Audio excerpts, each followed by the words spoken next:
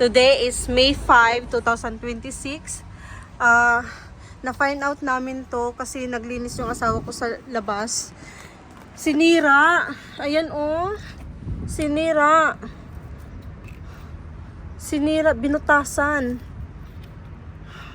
Labha kayo ang nagbuhat anin. Napakasalbahis. Ayan oh. Ang mahal-mahal pa naman ang fences na ito. 19,000. Ito lang straight. Straight lang yan. Mula sa kalsada, papunta dyan.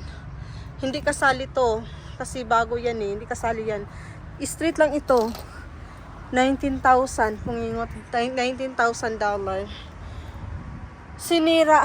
Hayop. May 5, 2026 tayo ngayon. Grabe. Ito yung likuran kasi naglinis yung asawa ko. Ayan. Walang ibang aanuhin ito eh. Yung mga nakatira sa kabila eh. Ayan oh. Ingutin yung asawa ko, hindi naglagay ng gate dito para makapasok kami dyan maglinis sa likod. As in, grabe guys, nakakaano. Mahirap kasi may gate doon, no? Hindi ka makakapasok, hindi ka makakalabas doon. So, dito, hindi rin basta-basta makakalabas kasi may gate. Ito. So, sinadya talagang sirain. May laki. Sinadya talaga sirain. Makapang more wish lang. Makapang more wish lang. Porhisyo. Porhisyo ba? Makaporhisyo lang. Na, dalawang gate dito eh. Yan.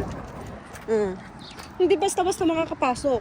So, ang nagsira nun is nasa kabila. Kailangan ko ba yun i-report? I-report sa police? Salbahe eh. Ito yung front yard ko. Mga bulaklak. Ayan. Yung aking mga bulaklak. Meron pa doon. Yan oh. Ito. Ang utlanan namo ani ang ito amin pa to eh. Ito amin pa to eh. Amin pa yan. Ito amin pa yan. Tapos ito sa kanila na. Yan yung apartment sa ano. Ito yung apartment.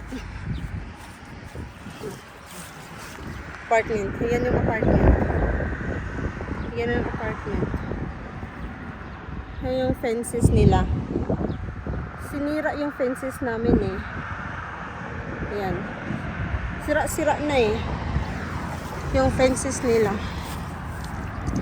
So yun lang guys. Ito may tulips ako dyan. Ayan.